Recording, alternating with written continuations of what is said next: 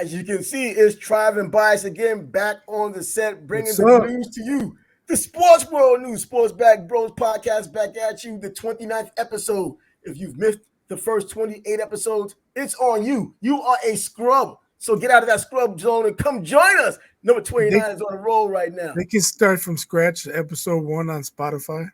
Exactly. You can go to Spotify. Check out, if you hadn't checked it out, obviously, we have them all on YouTube if you want to check that out there. So we're all over the place. Now, you're not really a scrub until we say you're a scrub. But right now, hey, we're here to bring the sports news to you, not just conventional, what's going on, this and that. Let's have a real conversation. The conversation that you're probably interested in when you go to the bar or you're arguing in front of the house or arguing anywhere. So with all that being said, Barbershop. You know what? The primary place, the barbershop. That's where all the noise goes down. Everybody thinks they have the upper hand, and they talk in circles. I mean, you go to your normal barbershop, they talk in circles and trying to sound deep and all that, and it's still a bunch of nonsense. But if they don't agree with you, it's even more nonsense. So let's get down to the business at hand, because there are a lot of things going on in the sports world. We'll get into some of these things, and I'll give you a little list of what's going on in the NFL. Like right now, the running backs are complaining. Derrick Henry, the star running back for the Tennessee Titans, and Christian McCaffrey, now the star running back in the NFL period. He went from the Carolina Panthers. Now he's with the San Francisco 49ers. They're complaining about the value of the running backs and the reasons why certain running backs aren't getting the bag they think they deserve, and that the franchise tag for running backs is no longer what it once was. Also, in addition to that, we're going to talk about Draymond Green. He needs a friend. He was an enemy all of these years. He's back in Golden State, but he has a new don't like him some CP3. You know what? From what I've heard, not too many people do like CP3. I heard he rubs a lot of people the wrong way throughout his entire time in the NBA. So this shouldn't be anything new. But we'll get to it. We'll get to it. Oh yeah, but you know what, Draymond Green, it might come with a knuckle sandwich in the process. So it's not I don't simple. know. I mean, to our knowledge, he's only punched one guy. So he's been in the league a few years. I'm sure if he was a serial puncher, we would know about it. He's only punched one guy on camera. That's it. All the other guys in the dark, in the middle of the night. He probably but there'd be guys coming out the woodwork. Yeah, when I was there, he punched me too. Yeah, you already know that. No one can keep anything quiet. So we'll also talk about something that you might want to bring up as well. The basketball season is over, but if you've been listening to us, it never really has left. Whether it was the draft, whether it was the championship game, whether it's free agency. Well, what about your 5 players? What 5 players would you bring to war in order to win? Win what? A championship or just win? It doesn't necessarily have to. We got AI giving his starting 5. KG replied with his starting 5. So we're going to give it a go. Exactly. And it doesn't have to be the greatest players of all time. Just guys you think you can put together and go out there and battle. Maybe get a championship out of it. So 5 guys who you think either can be beat or would be very difficult to beat. Oh, because my 5 guys that I picked, they're going to be difficult to beat, but they're going to catch a couple. I already know you got all power forwards and centers on your team. You got Mutombo and Ewan and Mourning, and probably Allen Iverson. Ewan is my guy. I'm going to roll Anthony Mason playing shooting guard. Shooting guard, man. This guy averaged, if he averaged over 5 points in his career, he was good. It was all defense. Your team would probably lose like 62-50. Hey, that's what they were winning and losing back in 94. They play some good defense, but they'd be offensively challenged. Challenge isn't the word, man. I mean, they'd be wheelchairs challenge. They need a handicap access challenge. That's how they would be. But you know what? That hardcore Knicks team from 94 that should have won the championship but didn't because of O.J. Simpson. And I'll blame that. I won't blame the Houston Rockets or the Dream teaching Patrick Ewing a lesson or 2 or 10. Blame John Starks. Bruh. Yes, like everyone else does. But anyways, you go 0 for 15. A lot of responsibility falls on your shoulders. Oh, absolutely. I think it was 0 of 11. Either way, it didn't go in. I thought it was 15. My bad. It was whatever it was bad. Wherever it was, it didn't go in. And he was allegedly our sharpshooter. He was supposed to have been what Big Shot Bob became later on in his career. This guy was no shot freaking John. You don't got to rhyme. You just got to say he didn't do it. That's how you know Game 7 separate the men from the boys. Yep, and we could not separate him from the men, the boys, or a championship. That's all he was separated from. And the Knicks still waiting around decades later for another championship. But before we can get there and talk about our 5 players on our NBA team, fantasy-wise, let's get down to some of this NFL talk in which Derrick Henry from the Tennessee Titans and Christian McCaffrey from the San Francisco 49ers are saying about these running backs. And particularly, they're talking about Josh Jacobs, who led the league last season in rushing for the Las Vegas Raiders. And they're talking about Saquon Barkley for the New York Giants, not getting their big long-term contract, but having to settle with, so far at least, if they play out all this year, the franchise tag, which unfortunately for them in terms of overall economics is just over $10 million, the only position in football since 2015 that has gone down in value. And we've talked about it quite a bit recently, and that's because of the way the game has evolved. There's just not a lot of volume in running backs. I mean, value. Okay, Jacobs led the league in rushing. Yep. How did the Raiders do? What did it get them? Exactly. You got to get. So, unfortunately for running backs, the salaries have been going down. Franchise tag is lower. It is what it is. Until somebody does something special, like McCaffrey, catch the ball, run the ball. If you're exclusively running the ball, no matter how good you are, it doesn't seem like you're going to get it back.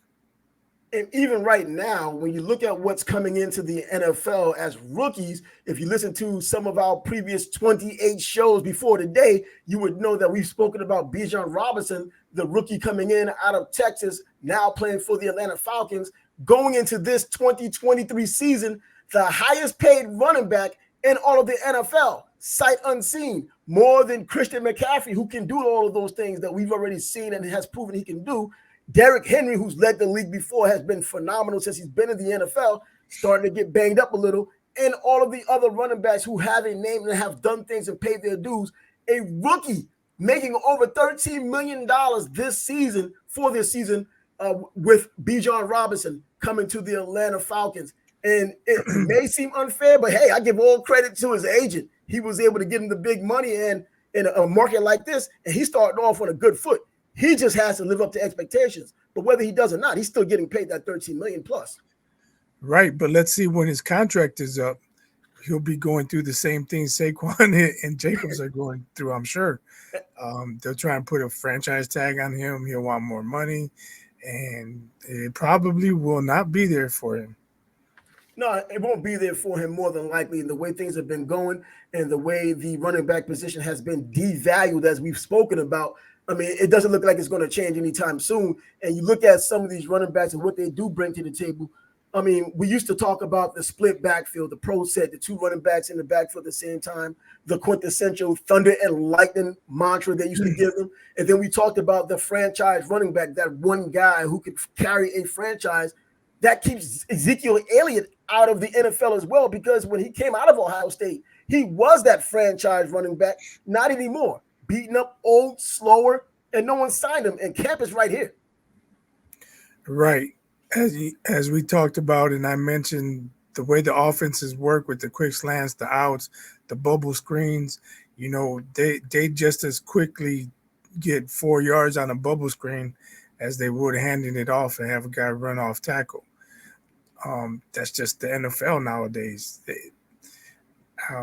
Really can't explain it, but that seems to be the way teams are successful nowadays.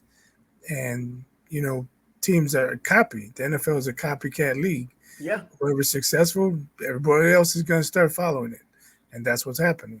Well, that should be a hint to these new players coming in either as rookies or even some of these veteran players who aren't that old yet, or even the older veterans who have to change their game for the remaining time they may have in the NFL, doing something more like Marshall Faulk used to do, not just getting the flare patterns, going out there, running the true finesse wide receiver patterns, doing the skinny post, doing the post corner, doing the slants that they've been known to do. no longer just getting that safe pass on the flank and running into the end zone or try to get in your yards. You got to show that diversity. Christian McCaffrey does a lot of that, and he's still not getting paid what Bijan Robinson is getting paid. He's the second highest paid player. But then you look at someone like a Derrick Henry, who's not necessarily one-dimensional, but he's a big lumbering guy. Once he gets going, he's going, but he's getting slower now because of injury, and he's catching out of the backfield on occasion, but not enough, in their opinion, to justify the larger salaries that these other positions are getting. Yeah, I believe teams are paying for what you are going to do and not what you have done. Yep. And if you've already done it and you're sort of on the backside of your career, you're not getting the bag you're looking for. And when you're talking about players that are looking for bags, we're talking about players who aren't even in the NFL yet.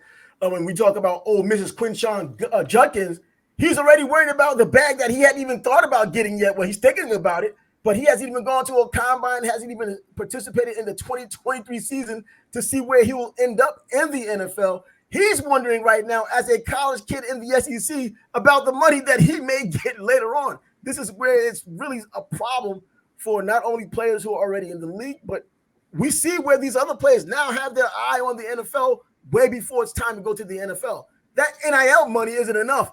These guys are looking for the NFL big checks, and they're worried right now as running backs. Well, you mentioned NIL. If he was that guy, he'd be getting paid through the NIL. But since he's not that guy, he has to worry about future earnings. And if he's going to be a 5th, 6th, 7th round pick, he's not getting paid. Well, you know what? It all depends on what happens this year. The benefit he has is that he plays in the SEC where a lot of great defenses are. And if you're a really good player or if you're the truth, we'll find out in the SEC. This isn't like the whack when Marshall Faulk was there. You're wondering, was he legitimate or was it the offenses out there or the poor defenses out there? Well, we found out that it was just Marshall Faulk being that good. So in the SEC, typically if you're a running back playing well, you're probably going to transition to the NFL doing a lot of the same or at least close enough to it to justify somewhat of a salary. And that keeps us in the NFL just for a little longer because, well, some of the news had come out. The Washington Commanders have now sold the team. Daniel Snyder finally has sold the team, and the NFL owners have agreed to a $6.05 billion price tag for the Washington Commanders. And out the door, like they're saying, and stay out, Daniel Snyder gets fined $60 million out of the door for just being Daniel Snyder and other things that come along with being Daniel Snyder. For all of the things he caused, the stress he caused the league and whatnot, just a little tax on the way out. But it's very interesting. I believe Magic Johnson's involved with that group that purchased the Commanders. Yeah, the Josh Harris group. And I don't know everyone that's a part of it, but obviously it's a group to come up with that kind of money. You got to have a group unless you're one of those exploding guys like Elon Musk or Jeff Bezos having that kind of serious money. And before this sale, of course, this is one of the more legendary franchises in the NFL. Washington Redskins, Washington Commanders, still pretty much the same history, the same following. This is one of the more prestigious teams in all of sports, and it sells for that amount. And that breaks the record, surprisingly, of the Denver Broncos, who was sold for $4.65 billion. And that's a surprise because the Denver Broncos weren't necessarily looked at as that kind of team commanding that kind of money, but this is the market we're in. Before you know it, if the Jaguars wanted to get sold, if Shad Khan wanted to sell the Jaguars, he might get at least $5 billion for that. Yeah, the TV money and everything that goes with the NFL machine, they generate a lot of revenue. So every team, any team that's going to sell or be sold is going to bring back a handsome total. Absolutely. I mean, all the teams. Look at the money that Shad Khan, once again, for the Jaguars. I think he sold it for like $670 million cash or something like that. He said the wire transfer to the former owner, Wayne Weaver. And now the franchise is worth over $2 billion, probably $3 billion now. I mean, that's a hell of an investment that he made. I mean, go back to even Jerry Jones buying it from Tex Schramm, and look where he's at right now. And he's always in the battle of one of the most valuable franchises on the planet. You know what I mean? Like every year he's up there, or at least leading the way in a lot of cases. But going back to that Denver deal, Bob Walton, you have to be one of those money kind of guys. The Walton family from Walmart being able to buy that kind of a thing. And that's why, us regular people will just stick to watching and hopefully we win something at halftime. But outside of that, you got to be a big player in this game to have a big toy like that and own one of these NFL teams. So, I mean, the NFL continues to move on. Camps do open up this week. There will be a lot more about that next week. However, for us, next week starts a lot of NFL camps, but it's also one of the biggest fights in the past 10 years as well. And you will be hearing from us next week when it comes down to the Errol Spence Bud Crawford fight. We'll have a panel of boxing lovers, which you will hear probably Wednesday and Thursday next week. Hey, the closer we get to the fight, the better. And these guys will know what they're talking about, along with Bias and I lending our 2 cents as well. So you're going to hear all that when it comes to boxing. If you listened to our show yesterday, bro, it's on. You already know what it is. Right. But sticking a little bit with football. Yeah, I can't wait for next week. Oh, yeah. You know what? It's always a different kind of thing when you have a fight like this, when you have a fight this big coming up. Even MMA right now, when they have a huge fight coming up, it's not the same. Even though people want to say that the MMA is so much further ahead than boxing. When boxing gets its act together, when the actors in boxing decide to come together, when the elite decide to fight one another, there's nothing else like it, man. I mean, Pacquiao Mayweather took forever, but when it came together, nothing else was talked about. All you have to look at is there are no cameras for MMA fighters arriving the week of the fight. There's no arrival, like for boxing. When Bud and Errol Spence show up to their hotels, there's going to be cameras there. There's going to be questions asked. That generates what's the word I'm looking for? The interest, the buzz. Yeah, it generates buzz, the interest. People want to see, will they face off, or who really watches MMA weigh-ins unless there's some pushing and shoving going on or something happens. But boxing, when you have 2 top fighters, every boxing fan wants to see that weigh-in. You want to see the intensity. You want to see them stare at each other. Yep. You try and read the body language. And that just doesn't happen in MMA. And I think this fight in particular is so mainstream that it's not just boxing fans who want to see this happen. I mean, these guys' names have been bandied about for years, and now they're finally coming together. And even the people who are considered the mainstream are interested in this fight too. To get the money they're going to get and to have the viewership they're going to have, you just can't rely on diehards like us. You got to rely on the people on the outskirts, the people on the fence, the mainstream types. And they're wanting this fight just as much as we're wanting it. And I think based on those 2 guys' style, there's just no way we can have a bad fight between them. I just can't, other than a headbutt happening during the instructions and opening up a cut, I can't imagine this fight being a bad fight. These dudes' 2 styles just mesh well for a lot of excitement. And we're going to be excited to kind of bring that to you next week with some other boxing types. And we'll give you all an opportunity to join us as well as we try to watch that fight or break down the fight as much as we can possibly break it down along with thousands of others doing the same thing, trying to be right to the very pinpointed KO decision or wherever it ends up being, or even headbutt. We're going to try to do that. The infamous draw. The infamous, if it's a draw and it looks like it's a draw, because there's been fights that have been great fights that could have been a draw, Larry Holmes and Ken Norton. I mean, that 15th round is legendary, but hey, if it ended in a draw, I don't think anyone would have cried. They wouldn't have liked that the belt didn't change hands, but, that could have ended in a draw. But we're talking, this is a huge fight, and I'm just glad that we have another one of these. And this is a year where boxing's had a number of huge, exciting fights in men's and women's boxing, and the year isn't even over as we still have other fights coming up, even with Charlo and Canelo, and then even the day after, Spence and Crawford with a new way in Fulton. I mean, it's going on. Yeah, so I've said this before. I think you may have commented. Also, kudos to Tank and Ryan Garcia, man, because who knows if these fights get made if they didn't get their fight made. I'm sure top fighters saw the hype that those 2 generated.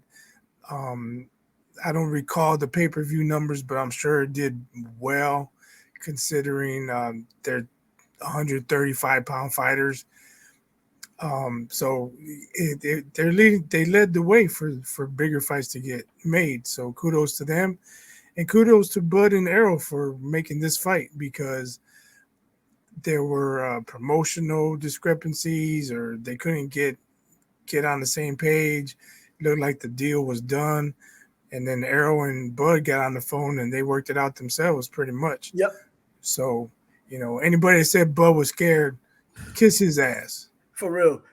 Forget about it. These guys, both guys, I don't care what side you want to root for, what side you lean on. These guys are fighters on the highest level. They don't think like the rest of us for the most part. They're not afraid, man. This is what they've chosen for a living. Most times when big fights are made, you're talking about promoters and managers and all of these other elements that have nothing to do with the fighters wanting to get into the ring. Yeah, they're hiring these people to do what they believe is in their best interest, and in a lot of times, in prize fighting, you want the biggest prize, but it takes some time for two of the combatants to come together and get down like dogs and say, this is what I want, this is what you want. Do you want to sign the paperwork? And then tell the people that are really working for them, this is what we want, get the job done, and then we have a fight like this. I mean, it's very rare that it happens. Maybe it happens more now because we've seen other fighters. Devin Haney is another one with Kambosos, even though not as risky a fight, but someone who was willing to take the chance of going overseas, knowing what can happen in boxing with an overseas fighter, regardless of who you are. You can lose that hometown decision or that road decision. But yes, it definitely came down to Teofimo called him out. We'll see what happens. I mean, Haney wanted his WBO 140-pound belt. Teo decided, you know what? I'm not retired. Let's fight. I haven't heard a response from Haney. Only thing I've heard is the bogus offer they made to Shakur Stevenson. Yeah, but why even make that public? So they could say we offered him and he declined it. He don't want. But we saw the offer though, so you can't fool us. That's what I'm saying. That's what I'm saying. People who know it was a bogus offer. Oh my God! Come on, man. They basically should have just wrote at the top, please don't accept. When you price yourself out of a fight and you're doing it deliberately, for people who don't know boxing, even just basic business, if you're being offered 70-30 or 80-20, come on. And you're both respectable people in the boxing ring. You both have a lot of talent. Boxing fans know it. And if you fight enough, the rest of the world will know it. And you're going to still come with that nonsense. We know you're trying to price yourself out of the fight. We've seen it so often. Even Spence complaining about that. They have to flip a coin to see which one of them will come out last and this and that. That always happens when top fighters fight. Usually one fighter comes to the ring second, and then he gets announced second. Man. Or vice versa. The guy who came in first, he gets announced last. There's got to be some give and take. You're not going to just get everything.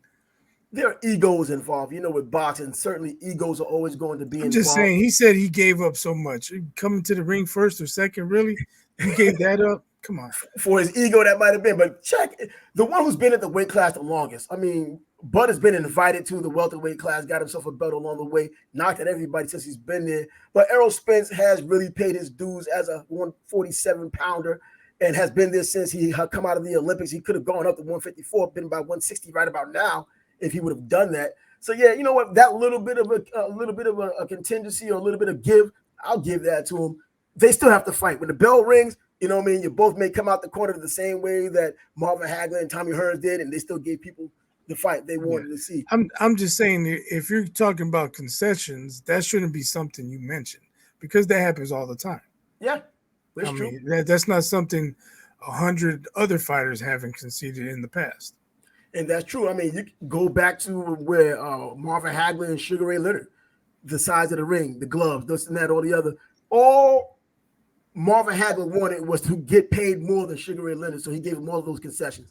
I don't want 15 rounds. I want 12 rounds. I want a bigger ring so I can move around. He got everything he wanted. Marvin wanted the money, and it came back to bite him in the butt. You know what I mean? Because he did slow down a lot since especially now those are real concessions, not who comes to the ring first or second. Yeah. Well, yeah, this isn't like Larry Holmes and Jerry Cody when the champions announced second first. Come on, man. Well, that's just the way it goes. And it's boxing. Come on, the barrier of entry being as low as it is, you could expect low things to happen that doesn't seem common, but they're just annoying as hell, and they end up happening. But yes, we will be talking about some serious boxing next week, as it will be fight week. So it will require Wednesday and Thursday talking about the big fight. But before we do any of that, we can move forward just a little bit with college football, because SEC Media Days is now coming to an end, has concluded. Our guy Brent Beard was in Nashville for that. I was going to have him on tomorrow, but I'm going to have him on next week, and certainly it's going to have to be either Monday or no day at all, Monday or Tuesday, because we have so much boxing going on. But he was up there at SEC Media Days in Nashville. It was typically in Hoover, Alabama, and it was in Atlanta before. Now it's in Nashville. Next year it's going to be in Dallas, since Oklahoma and Texas are now coming to the SEC. And Lane Kiffin, the coach of Ole Miss, is not a happy camper with NIL or even the transfer portal. And why? He says it doesn't give coaches a chance to know what their rosters are before it's being disrupted with players leaving.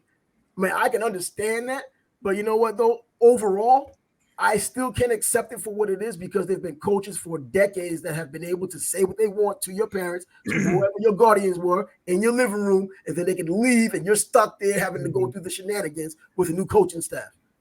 Right. I understand the frustration, but if these coaches are making promises, saying things that they don't really mean or whatever, and the player gets on campus and he's like, man, this is what I expected. They told me XYZ. I'm getting MNOP. He's like, I got to go somewhere else. Don't make empty promises. If a player's unhappy, find out why he's unhappy. What is the issue? Them transferring is a result of issues, not the actual issue. But you know what? Now that they're allowed to transfer the way they are, they're not being impeded. Before, you have to wait a year and do all of this and that. You couldn't play. Now you can immediately transfer, go into the portal, and play for a team almost immediately, if not immediately. And you get a lot of whining players. You get a 5-star player, man, who thinks that college football should be just as easy as high school ball, and he wants to see how good he is. He thinks he's showing something, but coach doesn't see it that way. He's upset. He leaves. I mean, Justin Fields, we saw what happened when he was in Georgia, the top quarterback in the country the year he came out. Jake Fromm, with the experience, was there as well, playing well for Georgia. And then in spot duty, Justin Fields was looking good, but it wasn't happening soon enough for him, so he wanted to leave. He goes to Ohio State, and when he goes to Ohio State, guess who leaves? Joe Burrow goes down to LSU. And so, you get all of these musical chairs of people who in one way or another got this ego, or really have the ability that they want to show the way they want to show it, not the way the coach wants to see it. And this was what you get. You get a bit of disarray. Some teams hit the lottery, like LSU did with the national championship. Some teams do very well, like Justin Fields did with Ohio State, putting up those ridiculous video game numbers, and some players just don't do well. We have a whole new season of that happening, with Notre Dame bringing in Sam Hartman from Wake Forest, who throws the ball all over the place. He's now, a graduate player, and he's in another school, and he's doing it more for his NFL. They're doing it more to help themselves win a national championship if there's an opportunity. And it works out for everybody. But you're talking about the thousands of people who go into the transfer portal when they're allowed to do so, all switching and baiting, all, throughout the entire window in which they have to do it. I only have one question. Where is Fromm now? You know what? I don't know. He's not from here. Well, maybe Justin Fields was justified in leaving. Yeah, but we do know that the college game is different than the pro game, even though there have been a lot of changes in the college game to kind of assimilate what happens in the pros, and that's how they get their players now, especially at the quarterback position. Yeah, I mean, for that moment in the SEC, having a true freshman, but there's still going to be a curve. And there's going to be a hell of a curve. And Justin Fields just happens to be a hell of an athlete who was throwing the ball well, but not always that well when he was in there. It took that extra year to go up to Ohio State and do what he has done. I remember when Chris Leak, the number one quarterback in the country, in fact, 1A, 1B, he and Kyle Wright, who came out of California, went to Miami, Chris Leak went to Florida, and as a true freshman, didn't look very good with an excellent Florida team. He had to grow into the spot, even Tim Tebow. Luckily, Chris Leak was there to help him along, but he wasn't throwing spirals and wasn't doing things the right way. they used him the way they needed to use him as a running quarterback, and on occasion, the jump pass guy by the goal line, and it worked out for them. But there are so many players all over the country, though, that go into this transfer portal, and a lot of it, I think, is the ego or someone's telling them that you should be a starter where you are. Look at Jimbo Fisher's class, the huge class that he had signed last year. Hardly anyone's there now. They're all the transfer portal leaving too. Yeah, but can we say every single one of those guys has an ego problem? Well, you know what? I think in this day and age, if you lose half your recruiting class, I'd get one of my coaches to figure out what the hell is going on. Why are we losing these guys? If he can't do it himself. You know what? Something's going on. Half your guys left. I mean, if you sign 26, 13, you lose 13 the first year. Well, if they don't leave, the coach will get rid of you like Deion Sanders did. He gets rid of them. He threw them all out of Colorado. And there's been problems there in Colorado. And in fact, their media day in the Pac-12 has just started up. He's not going to be there. He has blood clots in the legs, as you probably know. They have to straighten out some toes and prevent his leg from getting amputated. All of those things going on. But he has to have surgery again, right? Yeah, he's had surgery again, to prevent that amputation of his leg, which is serious business. And the ironic part about it is that Coach Prime's, his reputation is preceding him. So whether he says something or not, you could just put some vague rumor out there and people will take it as gospel because it's him. And Brent Venables, who's the coach of Oklahoma, who's a well-respected former defensive coordinator, like everywhere that's had a good defense in the South in particular, has his first head coaching job, had a 6-7 season last year with this Oklahoma team. He's talking about Deion Sanders and making things, talking about the way he's using the transfer portal. And man, just be quiet and let things be, because Deion isn't going to be this player, or Coach Prime isn't going to be the guy to take the politically correct way. He'll do that and try to sound politically correct while insulting you. It'll only make things bad. I mean, it'll make the fan bases riled up and get tickets sold. But come on, man. He tried to get as much talent on that roster as possible. What quicker way to do it than through the transfer portal? Yep. He's playing with the rules that are available. Exactly. He's not skirting around. He's not sneaking through the back door. It's not like he offered a player $2 million that Venables offered $1 million. I mean, you know what? Even back at Jackson State, where they claim he was giving Travis Hunter, the number one cornerback / number one player in the entire country, the year he came out of high school, they claimed that he gave him $1 million. And Travis Henry was like, "Come on!" And I don't know how that rumor took off the way it did. He's like, "My mom is still living in this house, man. I would have a lot better going on with my house and my mom and everything else if I had $1 million. If he had $200,000, he'd be better off." These rumors get started up, but he got rid of all of these players at Colorado, which wasn't a bad thing when you're 1-11. Come on, man. It reminds me of the old Oregon. Yeah, he needed to infuse some talent to that roster. It's true. And he's gotten talent, and he's continued to get talent. So we'll see how that goes, and we'll get a chance right away. I mean, best wishes to Coach Prime, as you call him. Yeah. Well, I guess that's what he's going by these days. But it was brand. If he's missing media days, if he's having surgery, is he gonna miss part of the season? The transfer portal could work against him next year. And that's the truth too. You know what? He builds this kind of relationship with players, but at the same time, I'm wondering, when the dollars and cents are really involved, will the loyalty still be there? When you can tell someone behind closed doors, "Yo, just stay around, your time will come."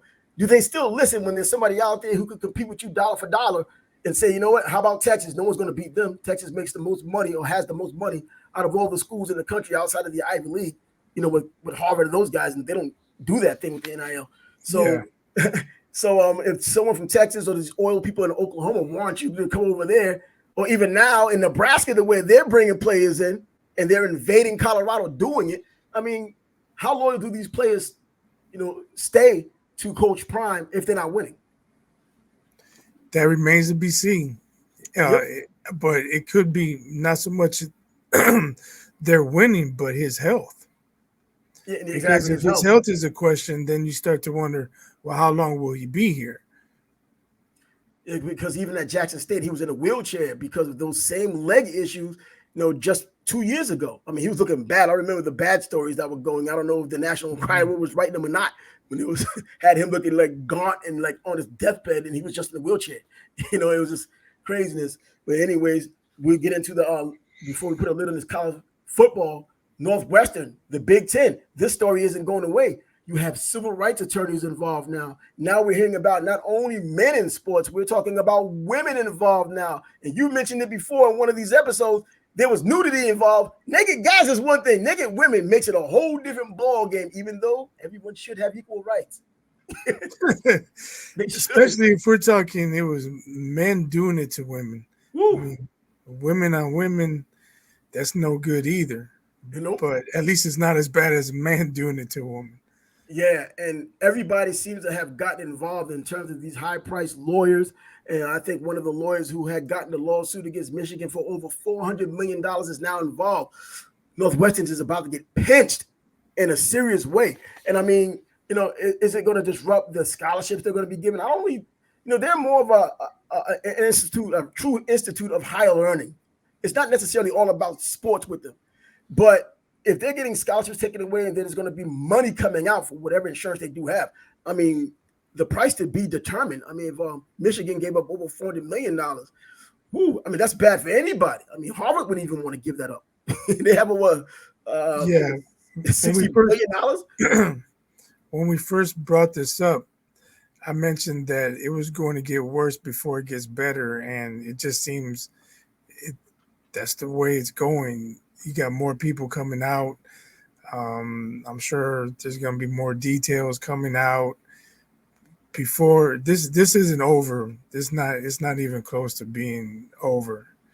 No, and it looks like it's going to get messier. It's not going to get better, like you said. It gets worse before it gets better, but I don't think better is anywhere within the horizon right now. And doesn't look like it. And luckily, this is getting terrible because that means we can't get much worse moving forward in our news, because now we can talk about Draymond Green. So whether he's hitting somebody or not, or just trying to make friends, it's not as bad as what's going on in Northwestern. So we can talk about Draymond Green now. His $100 million contract, $25 million a year, 4 years. He now has CP3, someone he says he doesn't get along with or didn't get along with once upon a time. How does this work now that they're on the same team in Golden State? I don't understand why say you don't like your new teammate, and now you have to try and figure it out. I don't know the exact quote, but I know he did say he never liked him. How does that CP3 feel? I mean, how does that make CP3 feel? It's one thing to feel that way. It's another thing to make it public. And now any conversations Draymond tries to have with him, CP3 might think, man, this is bogus. You're just doing it because I'm on your team. You don't really want to get to know me. We ain't boys. We ain't ever gonna be boys. And you might have a Jordan Poole situation all over again.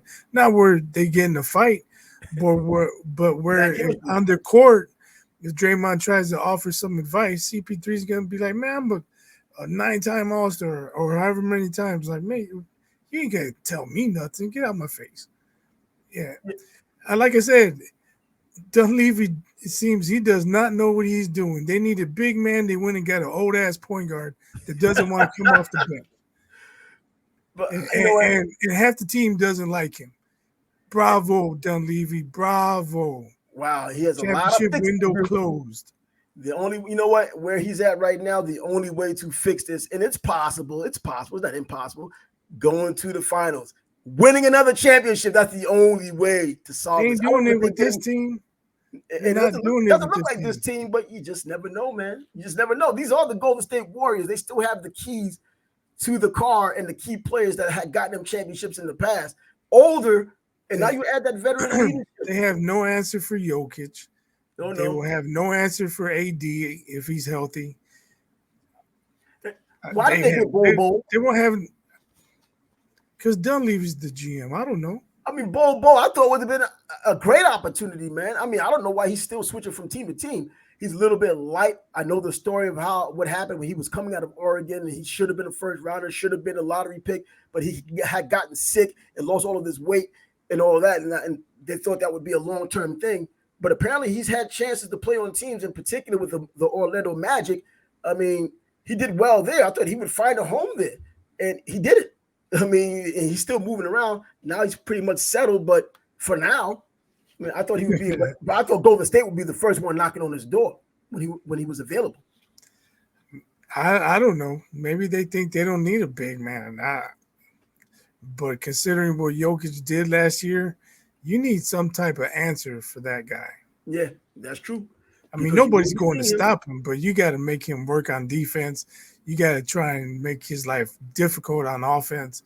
And they don't have anybody to do that right now. Nope. And it doesn't like right now or even later. And in terms of making life difficult, let's wind back 2 years ago when Giannis, the Greek freak, was making people uncomfortable, making things difficult, scoring 50 points and winning a championship, the first championship in Milwaukee in 50 years. I mean, that was a dominant performance. The Greek freak has a name like that for a reason. It's really odd that the 2-year anniversaries of a NBA championship was on July. What's today? The 20th? The 20th, yeah. NBA finals are usually over in June. So that tells you, they're coming back from COVID and all of that. But, I mean, what a performance. He dropped 50 in Game 6 to close out the Suns. Yep. And he led the Bucks to their first championship in 50 years. So 50 for 50. And it was a mess. I mean, that was not a good game. He was the only real good thing in that game between both teams. Both teams were struggling. And, he had 14 rebounds to go along with that. The team had 53, so he had about 26% of the rebounds there, got his 50 points. What was he, 17 or 19 or whatever from the free throw line? I mean, it was all him. It was all him. Everyone was struggling with the ball. The 3-point percentage between both teams was absolute trash. I mean, it just wasn't working. It came up on my memories on Facebook today. I had commented, CP3 still waiting for Giannis to miss free throws. Keep waiting, choker. Yeah, choker. But hey, you know what? In all fairness, CP3 had a pretty solid game too. I think he had 23 points. Devin Booker was the one who let them down in that game. If you want to look at a player who normally scores a lot of points, but when it matters, he just doesn't do it. I mean, he's the only guy. Don't talk about the other guy missing free throws. That's just me. Well, I mean, especially with all the A's he's laid in big playoff games. That's true. Well, the one guy who did not lay an egg is the guy we're celebrating right now, and that's the Greek freak. Giannis was all over the place. 50 points, man. I mean, only 6 other players have done it. 7 in total have gotten 50 points or more in NBA Finals, and he's one of the guys has a ring to prove it. You could put the asterisk there if you want because of COVID, but nah, I think the year before that in the bubble, that was more of the asterisk. It wasn't in the bubble, right? Exactly. The year before in the bubble, more of an asterisk than even not playing 82 games in the regular season the following season. They got exactly what they had gotten. They're the champions. It's legitimate, and it doesn't take anything away from his dominance. So, celebrate that 2 years. In July, the NBA championship in July. And that brings us now to our 5 players that we would want to go to war with. Are we going to win a championship, or are we just having fun at the Rucker? With my team, I guess fun at the Rucker. So are we just going your 5 and my 5, or am I going to pick one and you pick one? Well, we could go with your 5, my 5, and see what they would do against any other 5. Okay. All right. You want to go first? Oh, yeah. I mean, my guy, Patrick Ewing, I got to have him out there. Come on, man. He can play. I know you got Ewing, Starks, and Mason. Oh, no, come on. You took that whole bad mixed team, man. That came and moved the ball. That's like 3 yards in a cloud of dust. Like 3 passes in a cloud of dust in the Madison Square Garden. Bernard King and Clyde Frazier, right? That's your 5? Clyde Frazier. Now you're going to win. You can't get a pimp hat to go with it, with the peacock feather. No, I got Patrick Ewing, and he played power forward before when he first came. The Knicks still had Bill Cartwright back then. Bernard King was still there coming off an injury. We had a lot of young players back up, old players who were pretty much senior citizens now. But yeah, Patrick Ewing's my guy. And then I would have John Stockton. Of course, you need a point guard. He doesn't get enough respect, not only because of his ability and his assists, but the fact that he's reliable. The guy played like he was an Iron Man. Yeah. I mean, he's Cal Ripken of basketball. I mean, he was out every day. Every day you can rely on him. Tim Duncan, that would be my power forward. I think that would be, the big fundamental. Why not have Tim Duncan there? Larry Bird will be my next guy. Then I didn't want to go with MJ, but I have to go with MJ, man. So that's your 5. Who's your point guard again? John Stockton. Oh, John Stockton. I mean, not a bad pick. I mean, Hall of Famer, great player. Played defense. Underrated. Yeah, underrated defensively. Yep. Uh, Always there. Not even his shooting. I don't even think his shooting is appreciated. He can shoot the ball. Yeah. But I'm going with Penny at the point guard. Whoa. Forgot about that. Going with Penny at point. Hold on. No, really, I would go Michael at the point. Kobe as shooting guard. Yeah, well, when he had to do it, he got like 11 triple doubles in 13 games. People want to say he couldn't do this, he couldn't do that, but when he played point guard, he was Russell Westbrook before Russell Westbrook without the turnovers. Yeah, but anyways, yeah. So I got Michael at point guard, Kobe shooting guard, KD at the 3. Whoa. I struggle with power forward, but just put LeBron in there. I figure, Just put LeBron in there now. I figure, but with those 3 scorers, I'm gonna go put them however you want. Moses Malone and Dennis Rodman. You know what? I actually thought about Dennis Rodman, man. I was like, yo, we can just have that dude that specializes because the other dude's going to be there. Now, let me tell you why I go with Moses. Not the greatest, not the most skilled center. Tough. But that man had a motor. And even if you got Shaq, he's going to wear out Shaq. I'm not saying he's going to wear him out numbers-wise or he's going to kill him. Shaq's going to have to work his ass off to keep Moses off the boards. And Shaq doesn't like that. He don't like to work like that. So, yeah, that's a problem. If I got Kobe, Mike, and KD, I don't need no other scorers.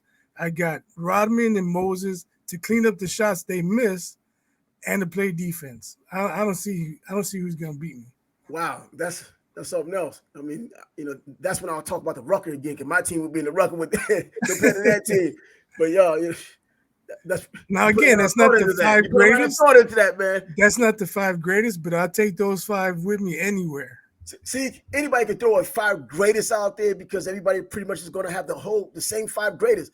When you can kind of know basketball and just put guys that you know will fit the bill and have a philosophy behind it, that makes an even better team, I think. I mean, because if you think about it, Moses used to give Kareem work. Yeah, he did. Before he was over the hill, the Rockets beat the Lakers a couple times to get to the finals.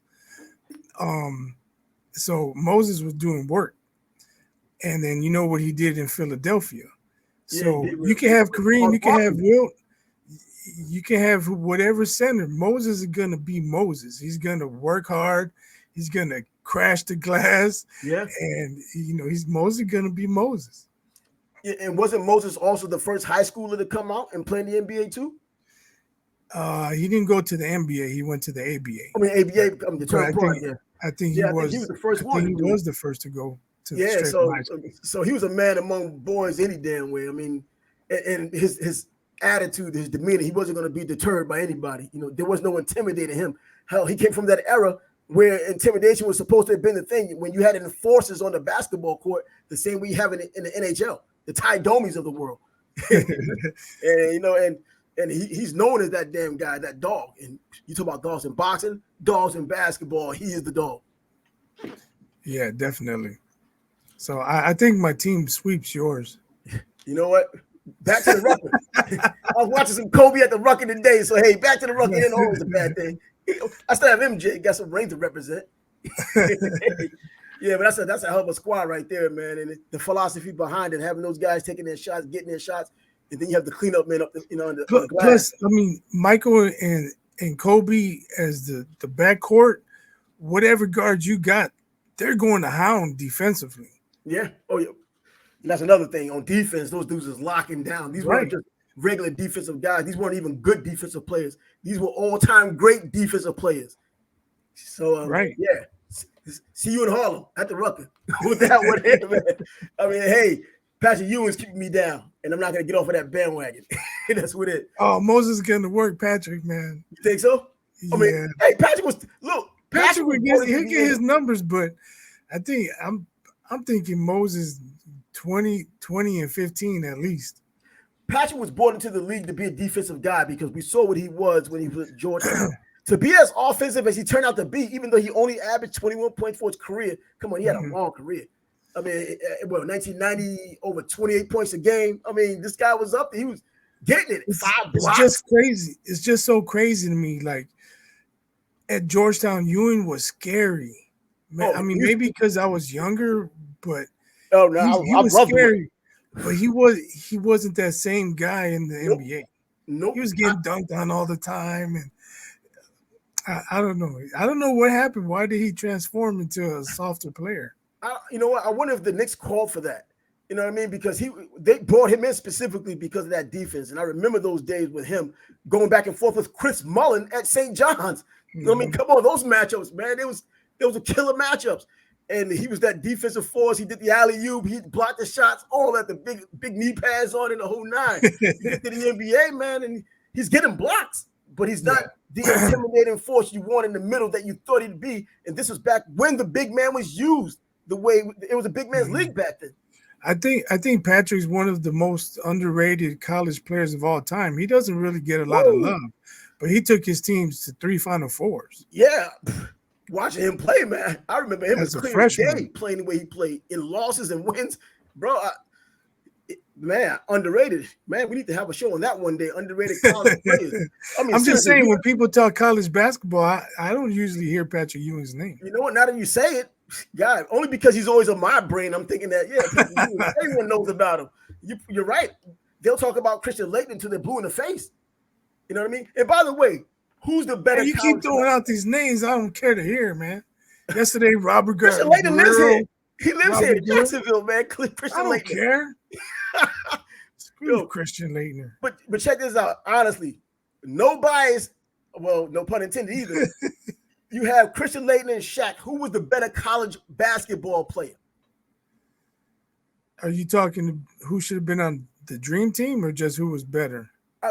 The better basketball player, because that better basketball player supposed to have been in the dream team. I think as a college basketball player, and because of the time he had done it, it was Christian Laettner. He was the better player, more accomplished player. He had more to his game on the college level. And we know that college basketball success doesn't translate into the NBA. We've seen it so many times. But this guy played, and he arguably one of the greatest college basketball players of all time. We're talking about Kareem. We're talking about Bill Walton, kind of great. That's what Christian Laettner was. Yeah, I can't argue against that. He hit big shots. He led his team to a bunch of Final Fours too. Yeah, and won 2 of them. Yeah, back to back. Even though I still think Larry Johnson was paid to lose that game when they did lose to Duke in that second year. But either way, Anthony was the one in foul trouble all night. Who else? Greg Anthony?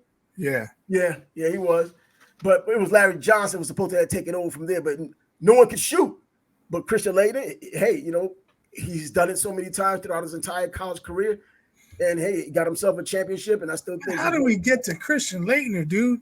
You're still talking about him. Come on, he's the man. Hey, wrap it up. We're gonna talk college basketball. We're gonna talk about you, and you got to talk Christian Laettner, man. Wrap it up. All right. Name one college basketball player now you think is underrated. No Christian Laettner because he wouldn't even apply right now. I already said Patrick Ewing. Oh no, outside of Patrick Ewing. Now that you named one, name that one guy. I'd have to think about it. Calvin Chaney. Underrated. I'll say Chris Jackson. Chris Jackson. You know what? Yeah, shoot, you're probably right. People want to say Tim Hardaway and his crossover. Nice. The Texas two-step was badass. I'm not going to lie. But the first person I saw do a crossover was Chris Jackson. Well, we'll just end our show tonight. We'll definitely get back to this, man, because college basketball is always something to talk about. I don't think outside of college basketball season, people don't talk enough about it. But on this show, we'll talk about almost anything. But next week in particular, we will be talking about the big fight. We're right now, just less than a week away from the huge fight on July 29th.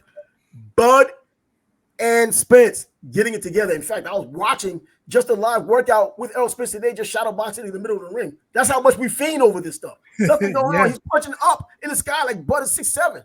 But go to our Facebook page, Sports Bag Bros Podcast. Yep, I posted videos of Bud and Spence. Yeah, so do that. We got to build it up. We got to build it up. Oh yeah, we will be building it up next week with real boxing heads from Wednesday and Thursday, talking about that huge fight. I don't think we can do enough of that, and we will be doing it and giving you an opportunity to join us in the conversation, because this, after all, is the sports conversation. I'm Trav. He's biased, and this is the Sports Bag Bros podcast, episode 29. We'll check you out with number 30 on Monday. Have a good weekend. All right.